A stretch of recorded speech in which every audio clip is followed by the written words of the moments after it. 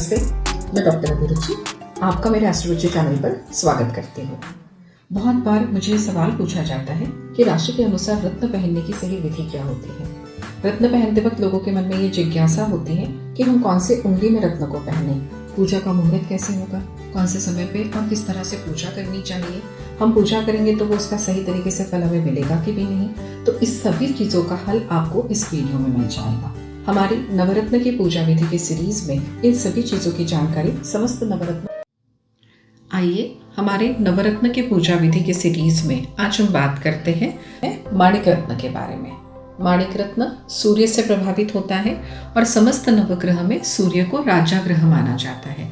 तो यह हमारे ग्रहों की मालिका में सबसे प्रमुख रत्न और ग्रह बोला जाएगा। माणिक पहनने वाले व्यक्ति को आत्मविश्वास में कभी कोई कमी नहीं रहती। यह नेतृत्व शक्ति मतलब कि लीडरशिप देने वाला ग्रह है। अगर आप कोई गवर्नमेंट एग्जाम के लिए ट्राई कर रहे हो तो डेफिनेटली आपने माणिक को पहनना चाहिए।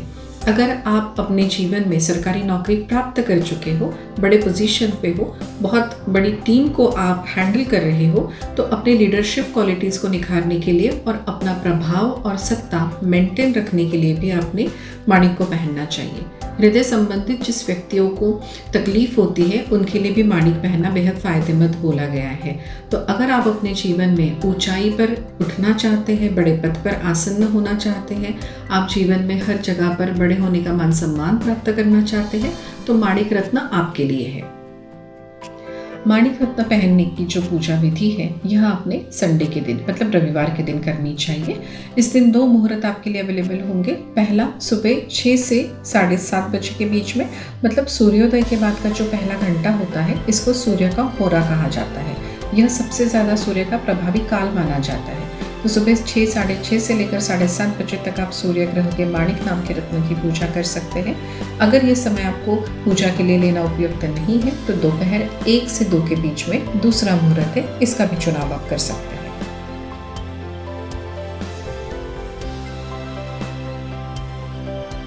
माणिक की पूजा करने के लिए आपको कुछ सामान की आवश्यकता। अपने लाल रंग के कपड़े की व्यवस्था कर लेनी चाहिए।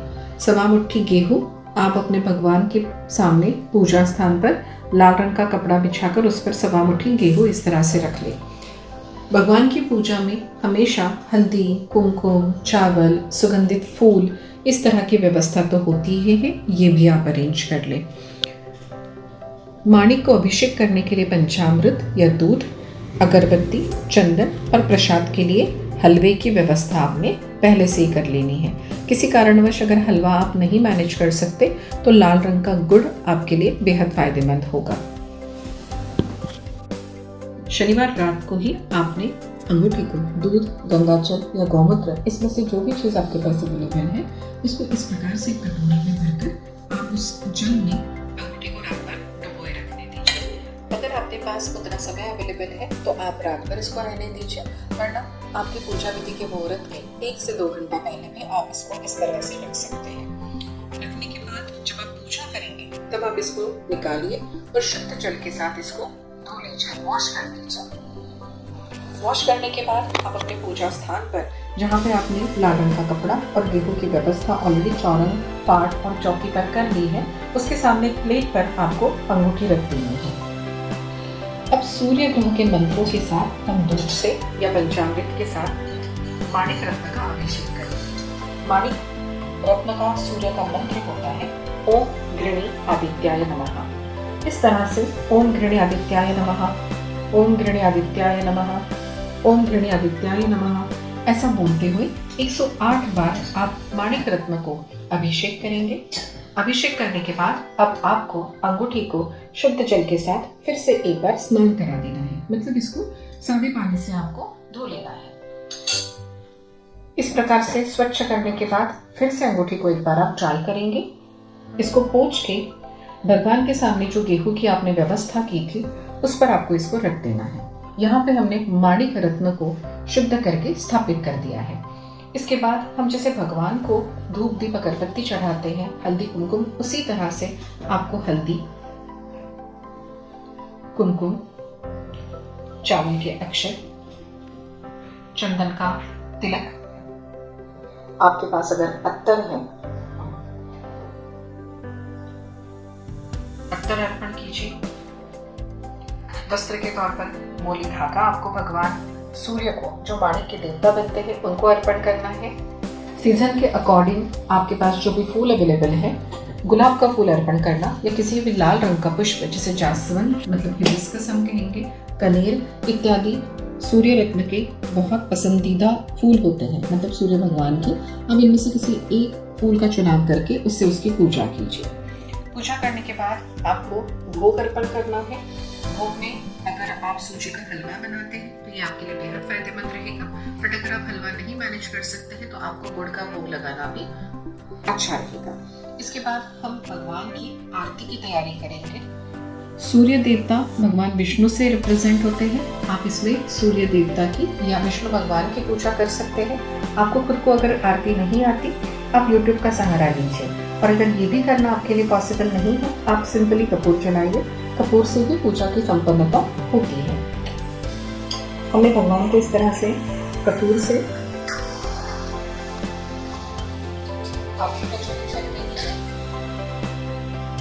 धूप अगरबत्ती हमेशा जलती रहे। कोशिश करें कि अच्छी सुगंध, केसर की सुगंध सूर्य भगवान को विशेष प्रिय होती है। आप इस तरह से धूप और अगरबत्ती अर्पण करेंगे।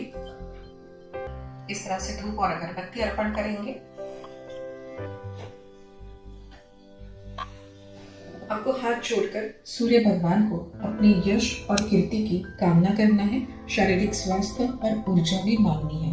सूर्य भगवान हमारे जीवन में आत्मा के कारक होते हैं, तो हम कोशिश करें कि सूर्य भगवान हमारे आत्मा को उन्नति दे और आध्यात्मिक उन्नति भी दे। ऐसे उनसे हमें आशीर्वाद की कामना करनी है।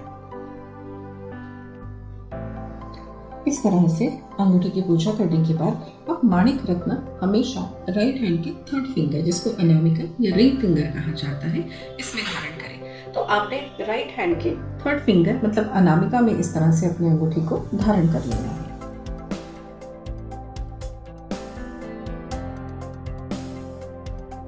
जब पहली बार माणिक रत्न आप धारण करेंगे तो इसी तरह से बड़ी पूजा विधि पूरी विधि विधान से करना आपके लिए आवश्यक होता है। बट आप लगातार जब इस रत्न को पहन रहे हैं तो हर 3 से 4 महीने के बाद आपको इस रत्न को सूर्य के मंत्रों द्वारा चार्ज करते रहना चाहिए, ताकि इस रत्नों का प्रभाव आपको लगातार मिलता रहे। अब ये चार्जिंग की छोटी विधि क्या है वो मैं आपको बताती हूँ। इसमें आपको किसी भी शुभ मुहूर्त का चुनाव करना है। आप जब भी ये पूजा करना चाहें तब आपको पूर्णिमा तिथि, सर्वार्थ सिद्धि, अमृत सिद्धि या आने वाले किसी त्योहारों में से कुछ शुभ दिन अगर मिल रहा है वो आप देख लीजिए। किसी कारण से मुहूर्त समझने में आपको अगर तकलीफ हो रही है तो नीचे डिस्क्रिप्शन बॉक्स में लिंक आपको मिलेगी, उसमें से किसी भी शुभ दिन का चुनाव आप कर सकते हैं। इस शुभ दिन में आप आपकी पूजा के समय के आधे से पौन घंटे के पहले या 1-2 घंटे के पहले, जितना समय आपके पास अवेलेबल हो, आप उसके पहले अपने हाथ की अंगूठी को दूध, गंगाजल या गौमूत्र में इस बार डाल देंगे। 1-2 घंटे के बाद आप उसको निकालिए और शुद्ध जल से उसको साफ कर लीजिए। साफ करने के बाद इसको आपको किसी सूखे कपड़े से पोंछ लेना है। आपके लेफ्ट हैंड, जो कि आपके शरीर का रिसीविंग एंड कहा जाता है, ऊर्जा इससे आपके शरीर में रिसीव होती है, वहाँ पे आपको अंगूठी इस तरह से लेफ्ट हैंड में पकड़नी है। राइट हैंड से इस तरह से उसको कवर करना है। अब सूर्य का मंत्र जो है वो है ओम घृणी आदित्याय नमः। लगातार 5 मिनट ओम घृणी आदित्याय नमः, ओम घृणी आदित्याय नमः, ओम घृणी आदित्याय नमः, ओम घृणी आदित्याय नमः।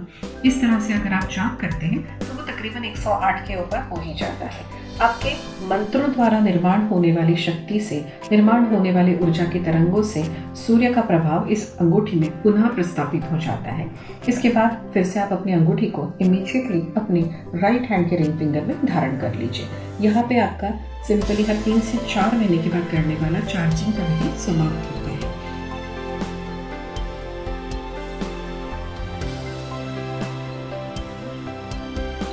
अब अपनी पूजा में ग्रहों के लिए जो लाल रंग का कपड़ा, गेहूं इत्यादि सामग्री इस्तेमाल करें, इसमें आप अपनी तरफ से कुछ भी अपने इच्छा अनुसार दक्षिणा रख लें और इस सामग्री को अपने घर में आपको बिल्कुल इस्तेमाल नहीं करना है। कोशिश करें आप इसे किसी मंदिर में रख दें या आप किसी भिखारियों को दान कर दें।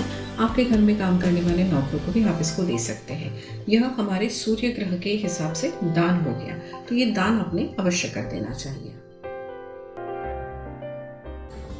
अब हमने पूरे विधि विधान से रत्नों की पूजा तो कर ली है, बट कुछ चीज़ों का ध्यान आपको अवश्य रखना चाहिए।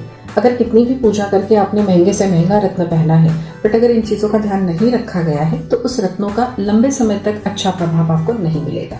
सबसे पहली बात तो आप अगर किसी के अंतिम संस्कार में जा रहे हैं, जिसे हम फ्यूनरल भी प्रोसेशन भी कहते हैं, उस समय पर वहाँ पे बहुत ज़्यादा नकारात्मक ऊर्जा होती है। राशि के अनुसार उस ग्रह की प्राण प्रतिष्ठा आपने उस रत्न में जो की है, वहाँ पे अगर आप अंगूठी पहन के जाते हैं तो वो रत्न का प्रभाव संपूर्णतः नष्ट हो जाता है। तो सबसे पहले आप ध्यान रखेंगे कि किसी के अंतिम संस्कार का न्यूज़ जैसे ही आपको मिलता है, जाने से पहले आप अपनी अंगूठी अपने भगवान या पूजा स्थान में रख दीजिए। वहाँ से जैसे ही आप आते हैं, हिंदू संस्कार में होता है कि आपको नहाना जरूरी होता है।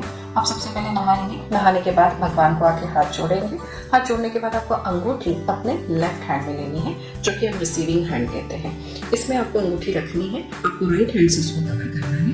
5 मिनट जो भी रत्न आप पहन रहे हैं उसका राशि का मंत्र आपको डिस्क्रिप्शन बॉक्स में मिल जाएंगे। 108 बार वो मंत्र बोलने के बाद आप अपनी अंगूठी रिस्पेक्ट, मतलब जिस भी उंगली में आपको पहनने के लिए बोला गया है, वहाँ पे आप उस अंगूठी को धारण करेंगे। रत्न के लिए कौन सी चीजों का दान करना चाहिए ये भी दिया गया है। आप वो विशिष्ट दान मंदिर में जाके कुछ भिखारियों को, गरीबों को दान कर दीजिए, ताकि आपने अभी पूजा करके जो अंगूठी पहनी हुई है उसका पूरा प्रभाव आपको प्राप्त होगा। तो किसी के अंतिम संस्कार में जाने से पहले आपको अंगूठी जरूर उतार के जाना है। किसी कारणवश आप अगर भूल जाते हैं ऐसा करना, तो आने के बाद पूर्णतः पहले तरह से जो बड़ा विधि आपको पहली बार राशि का रत्न पहनने की जो विधि बोली गई है वो आपको फिर से दोहरानी होगी, अन्यथा उसके फल आपको नहीं मिलेंगे। मैं आशा करती हूँ कि राशि का रत्न पहनने में मैंने दी हुई जानकारी आपके लिए बहुत लाभदायी होगी। पूजा करके आपने जो रत्न पहना है वो आपके जीवन में बड़े परिवर्तन लाएगा। आपके लिए जो भी चीज़ आप चाहते हैं, सुख सुविधा, संपन्नता, आर्थिक स्थिति, सभी में आपको लाभ हो।